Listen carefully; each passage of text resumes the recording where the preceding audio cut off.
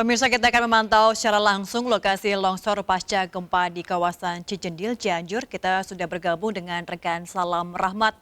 Salam, bagaimana jalannya evakuasi hari ini?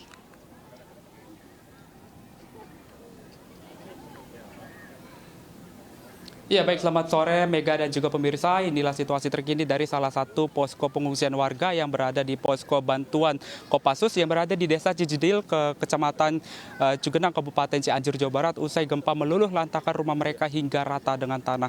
Sementara berdasarkan pemantauan yang kami lakukan hingga saat ini, aktivitas para warga di posko pengungsian saat ini tengah beristirahat di dalam tenda mereka masing-masing. Namun tadi kami juga sempat melihat adanya sejumlah anak-anak yang turut bermain bersama dengan teman baru mereka di tenda ataupun di posko pengungsian ini. Dan tadi kami juga sempat melihat di dalam posko pengungsian ini masih ada sejumlah warga yang masih mendapatkan perawatan lantaran ini masih luka-luka ringan akibat tertimpa reruntuhan bangunan. Dan untuk mengetahui lebih lanjut bagaimana kondisi dan juga situasi di posko pengungsian di posko bantuan Kopassus ini, kami akan mengajak Anda untuk berbincang-bincang bersama dengan Pamen Ahli Kopassus bersama dengan Kolonel Infantri Beni Rahadian. Halo, selamat sore Bapak. Selamat sore Mas. Pak, ini kalau boleh tahu Pak, apakah ada persyaratan tertentu Pak bagi pengungsi yang tinggal di pengungsian tersebut, di pengungsian ini untuk bisa mendapatkan bantuan secara logistik Pak? Untuk mendapatkan logistik tentu tidak ada persyaratan ya. Kita tahu bahwa saudara-saudara kita yang berada di sini tentu dalam keadaan tertimpa bencana dan wajib kita bantu. Jadi semua yang berada bersama kami di posko pengungsian ini, kami berikan bantuan maksimal untuk kebutuhan pokok logistik mereka untuk makan setiap hari. Kita siapkan makan 3 kali sehari. Mas bisa lihat di sini kita punya dapur lapangan. Untuk logistik yang ada di dapur lapangan tersebut juga kita olah, kita libatkan masyarakat. Kita libatkan ibu-ibu agar bersama-sama dengan prajurit untuk saling membantu. Mas juga lihat kita juga punya posko kesehatan. Untuk warga-warga yang perlu perawatan ringan, kita juga siapkan tenaga medis yang tentunya siap membantu masyarakat. Demikian Mas. Pak Bedi, ini untuk total secara keseluruhan di tenda posko pengungsian di posko bantuan Kopassus ini ada berapa total Pak pengungsinya yang ada di sini? Untuk kapasitas yang mampu kami tampung di lokasi posko Kopassus ini sampai dengan saat ini sekitar 1.800 jiwa. Namun ada beberapa titik-titik pengungsian mandiri dari masyarakat seperti dari desa Bojong Asi, Bojong Herang yang hari ini hadir datang ke posko kami yang minta bantuan. Kami laksanakan survei ke lokasi agar dukungan logistik yang kita bantu ke saudara-saudara kita tersebut tepat sasaran baik jumlah maupun jenis kebutuhannya. Jadi kita akan datangi lokasi tersebut, kita pastikan berapa jiwa yang perlu kita bantu di situ. Kemudian kebutuhan apa yang mereka butuhkan, sarana-prasarana apa yang bisa didorong ke sana, sarana angkut apa yang bisa nyampe ke lokasi. Setelah kita pastikan itu datanya valid, kita dorong ke sana. Jadi yang bersama kami ada sekitar 1.800 jiwa, tapi beberapa titik lain yang pengungsi-pengungsi mandiri juga tetap kita bantu. Demikian.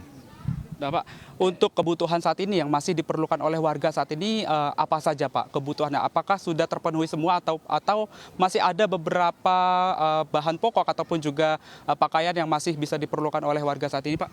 Kalau untuk kebutuhan bahan pokok sampai beberapa hari ke depan kita masih sanggup, tapi kita tetap berusaha mendatangkan bantuan-bantuan lain agar tidak terjadi kekurangan logistik untuk pengungsi-pengungsi kita. Kemudian kebutuhan lain yang kami lihat agak urgent sekarang seperti pakaian ganti karena kita tahu rumah-rumah mereka roboh, tentunya tidak semua pakaian bisa mereka bawa, mereka selamatkan, sehingga itu menurut kami agak urgent untuk kebutuhan mereka untuk waktu-waktu sekarang ini. Terakhir Pak, untuk dari pihak Kopassus sendiri ini yang dikerahkan ini sebanyak berapa orang dan juga apakah dari ada alat khusus yang diterjunkan juga untuk dikerahkan untuk melakukan evakuasi para korban yang tertimbun ataupun juga untuk mencari korban-korban yang masih tertimpa reruntuhan bangunan Pak?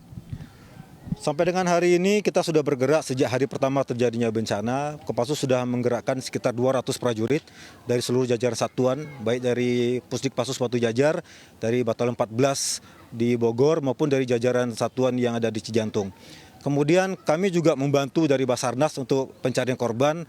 Di situ dilibatkan sekitar 20 prajurit dengan 2 anjing pelacak yang mempunyai kemampuan untuk pencarian korban-korban yang belum ditemukan di runtuhan-runtuhan maupun di timbunan-timbunan.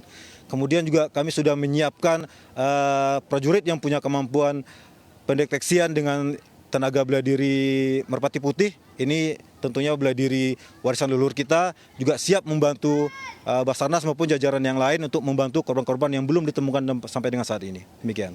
Baik, terima kasih Pak Beni atas informasinya. Itu dia pemirsa bincang-bincang kami bersama dengan seorang pamen ahli dari Kopassus, yakni dengan Kolonel Infanteri Beni Rahadian. Dan tadi kami dapat juga sampaikan bahwa untuk total sendiri di tenda posko bantuan Kopassus sendiri ini hampir sebanyak 1.800 warga mengungsi yang berasal dari 2 desa, baik dari desa-desa tersebar yang berada di sekitaran daerah tempat kami melaporkan saat ini. Dan tadi juga disampaikan bahwa untuk dari Kopassus sendiri ini ada hal unik yang dikerahkan dari pihak Kopassus, yang mana tadi juga dikerahkan adanya dari beberapa prajurit nanti yang dikerahkan untuk bisa melakukan pencarian para korban dengan mengerahkan dari Merpati Putih. Dan juga tadi juga dikerahkan sebanyak 2 anjing pelacak yang diharapkan ini bisa membantu proses pencarian evakuasi para korban yang masih tertimbun longsor. Mega.